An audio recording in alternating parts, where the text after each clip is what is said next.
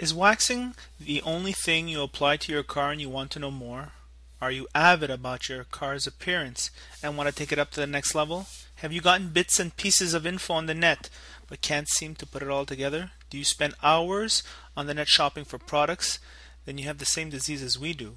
You are a detailer, or perhaps a detailer wannabe, and this show will explain to you the industry consensus on how to detail your car and keep it looking better than when it came out of the dealership for the first time. Although there are variants of this methodology, this one is tried, tested, and true to produce a glass-like finish. So on the last show, we showed you how to wash a car. You know how to do that now. On this show, we're going to show you how to clay a car, polish a car, glaze a car, seal a car, and wax a car.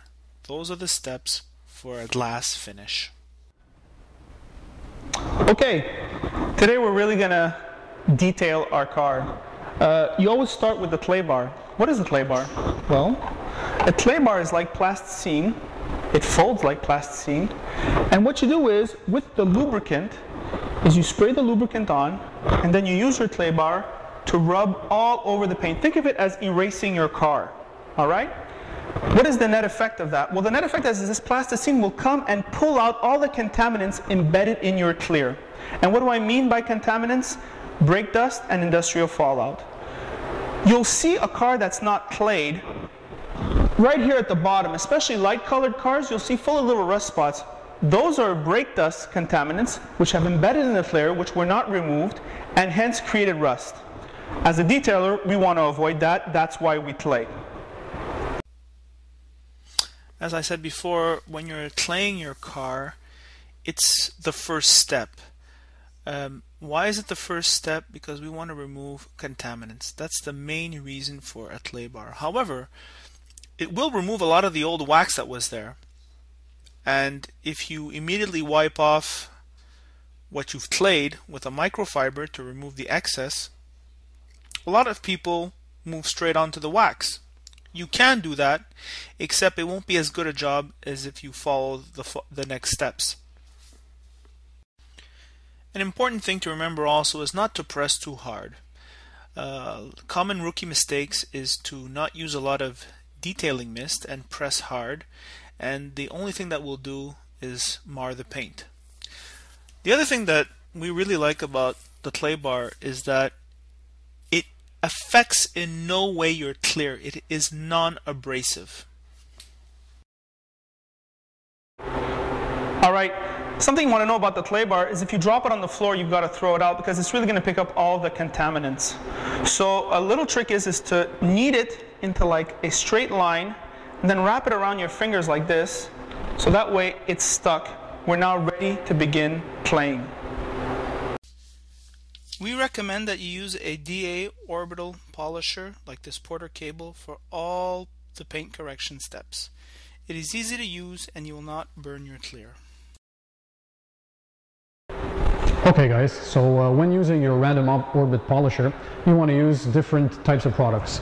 First off, you want to start by putting some polishing pad conditioner onto your pad. So what this serves is basically it's a lubricant for your pad. So you spray it on liberally on the pad itself before applying any type of product on it.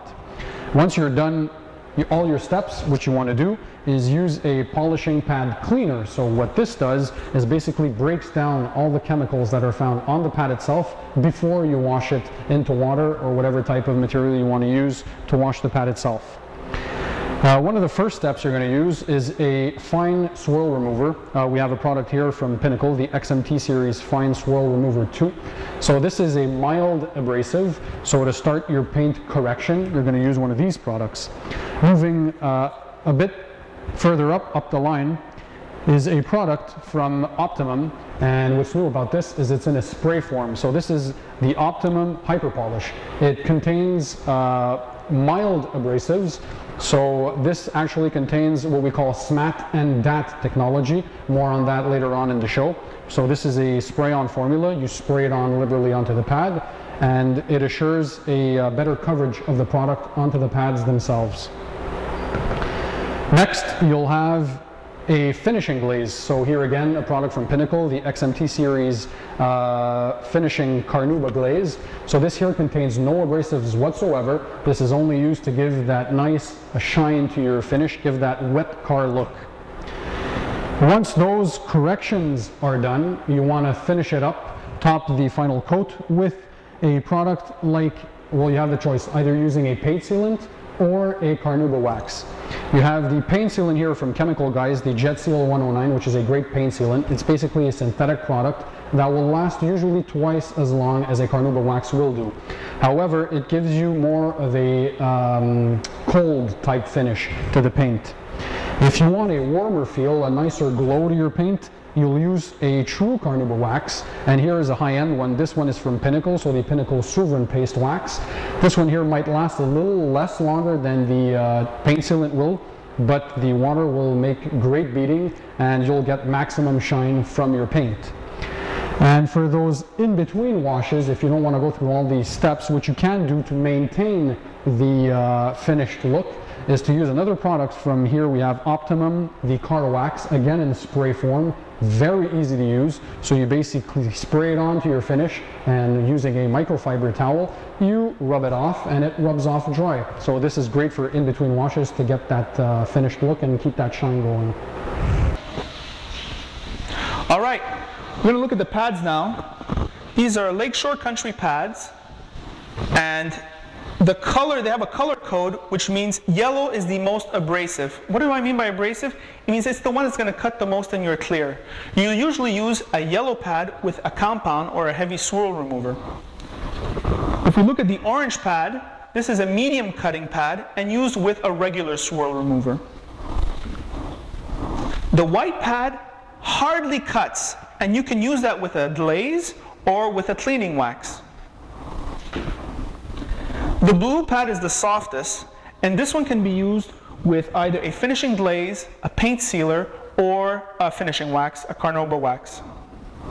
Chris, I noticed there's different pads in different colors. Can I go from one to another? Let's say I'm cutting with the yellow pad and skip directly to the blue pad?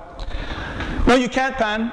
The problem with that is that you have to follow each step. When you're using a harsh abrasive, you need to use a lesser abrasive to remove the swirls from the harsh abrasive. So your finish won't be perfect after using a compound. You've got to use a swirl remover to remove the imperfections that the compound leaves behind. So you're always working down. If you start with a medium swirl remover, you do a polishing glaze, and then you do a finishing wax. If you're just doing a cleaning wax, you use this pad, then you do your finishing wax.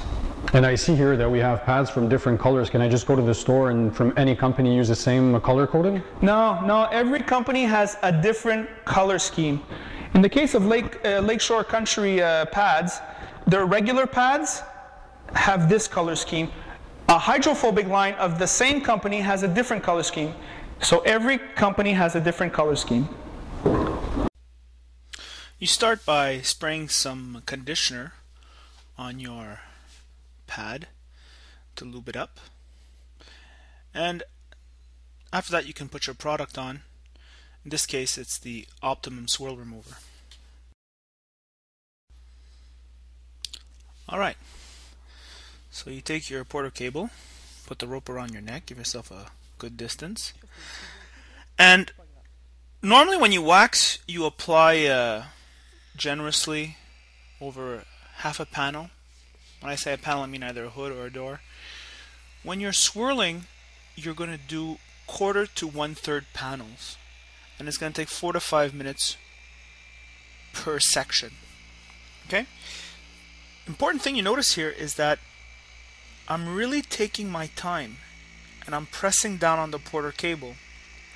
That's important because the abrasives need time to do their work, and adding pressure increases the performance of the abrasives.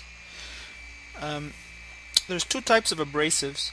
There's the SMAT and the DAT. We'll start with the DAT. The DAT is a diminishing abrasive technology, which means the more you polish it, the more the abrasive diminishes and does a finer finish. So it's sort of like does a rough finish and a small finish all into one.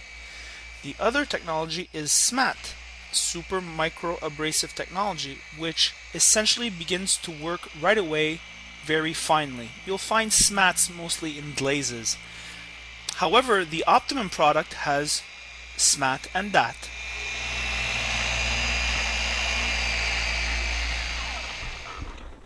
Okay, now that you've done polishing, you need to wipe off the excess. You're going to use a microfiber. Important note, the microfiber that you use to wipe off the excess of the polish, you do not use to wipe off anything else after. You're going to do the same thing with a glaze, except you're going to use a white pad instead. You can use bigger panel sections. You don't have to put as much pressure, though some pressure is okay, maybe about 5 pounds, because there are usually some micro abrasives in glazes. This should take much less time than the swirl removing.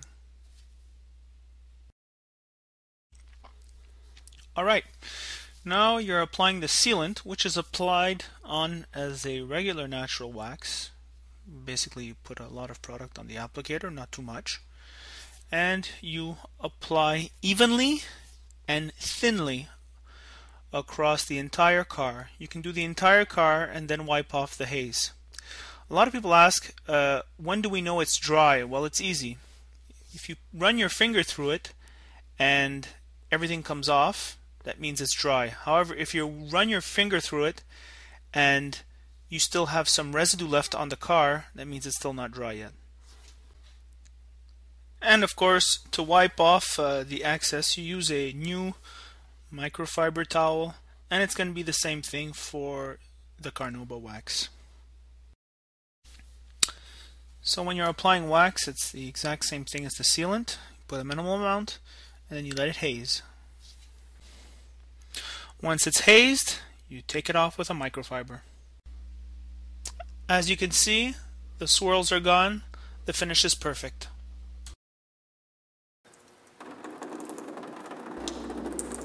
The results speak for themselves. Look at the water bead off.